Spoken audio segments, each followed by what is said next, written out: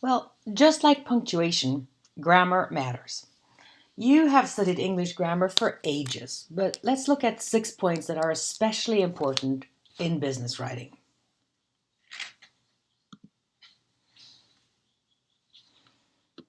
There needs to be a subject in every clause. Here are two examples. When will you finish the report? And I'll get you the complete report tomorrow. What's the subject in the question? Of course, it's the pronoun you. And in the statement, the subject of that little one letter word, I. In statements and questions, English is a language that requires a subject. If there isn't one, we make it up. What's the subject in this sentence? It's freezing in here. You're right. It's the pronoun it. In many other languages, you could say the equivalent to freezing in here, and it would be perfectly okay.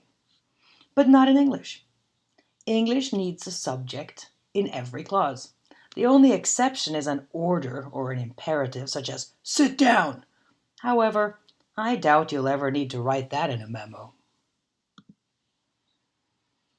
Now, about parts of speech. Take a look at these 3 sentences here. There are several points to discuss. Their importance cannot be overstated. And many of our colleagues are concerned about this. They're waiting for your response. The first there can have multiple functions, but in this sentence, it's considered an existential subject or a dummy subject. Once again, that's because English absolutely needs to have a subject in every clause, no matter how short. You could also say, several points need to be discussed, and then your subject would be the true subject, several points.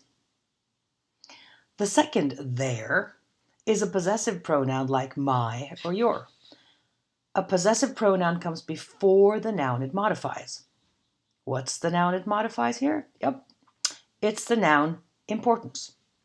Now, if sentence 2 comes contextually after sentence 1, the pronoun there must mean several points. So the full sentence would be something like, the importance of several points cannot be overstated. But that seems very formal and stilted to native speakers of English. The third there, they are, is a contraction of they and are. So who's these they? Well, in this context, they must be many of our colleagues. I think you can see that it's near impossible to write correct English without being able to analyze your own sentences. And that is the problem. Remember noun clauses? Here are 2, a subject noun clause and an object noun clause. The first is that this is important, cannot be denied, and they told me that they would be here at 9. When you use a noun phrase instead of a clause, remember that a clause is a series of words that have a subject and a verb with a tense, then you might get these sentences. Its great importance cannot be denied, or they told me their arrival time. In the first case, you have a subject phrase, its great importance, and in the second case, you have an object phrase, their arrival time.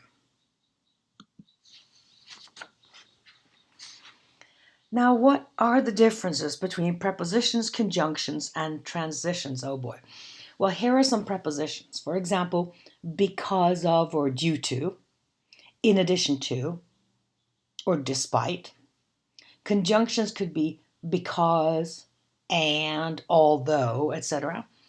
And a couple of transitions, in addition, and however. Let's look at some examples of these.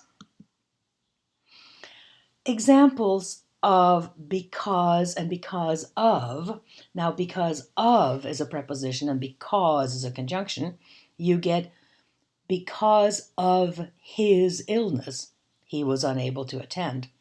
Because of his illness. So his illness is a noun phrase. But the second one, because he was ill, subject he, verb was, ill is an adjective. That's a clause, a subordinate clause, and the whole sentence is because he was ill, he was unable to attend.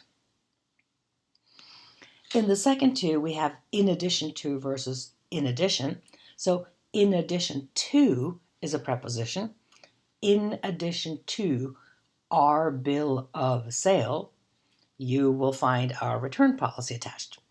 Or the second one, in addition, comma, we enclose our bill of sale and our return policy. Here, in addition is a transition that modifies the entire sentence. The last three, the green ones, are despite, although, and however. Now, despite is a preposition. It's followed by a noun. Although is a conjunction followed by a subject and a verb. And the word however is a transition between two clauses. So here you get, despite her objections, they released the product, or although she objected, she is the subject, objected is the verb, they released the product, or she objected, however, they released the product. Yikes! If this is weird to you and very difficult, go to some of the grammar exercises I've uploaded in this lesson. They will help you a lot. Okay, a couple more. This one about articles. Oh, articles. Even if your language uses such little determining words, I'm sure they're used in different ways than in English. Let's look at the first two sentences of the Forbes article for this week. No, from last week. The beginning two sentences are, to question the power of social media in society is to question the importance of sunlight on Earth. It is no longer a want, but a need. The author says the power of social media because he's referring to the specific power of these media.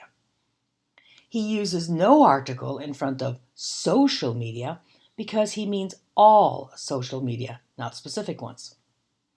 In the phrase, the importance of sunlight on Earth, he once again refers to a specific importance, but he could choose to use a definite article with Earth because there's only one, or no article because he uses it at a proper noun, and that's what he's doing.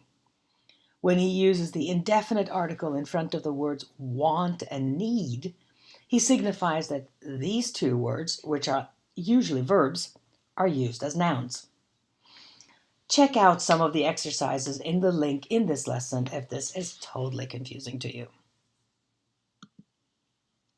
Finally, let's consider some of the most egregious errors in subject-verb agreement that you might find in business typewriting. Isn't that a great word? Egregious? It means shocking or outstandingly bad. Great word. By the way, the examples on this slide are correct. So you use everybody, anybody, somebody is. The relevance of his points is clear. Neither her words nor her productivity is in question. $1 million is a high price to pay. So first remember that the words everyone, everybody, or everything are followed by a singular verb. It's strange, but it's true.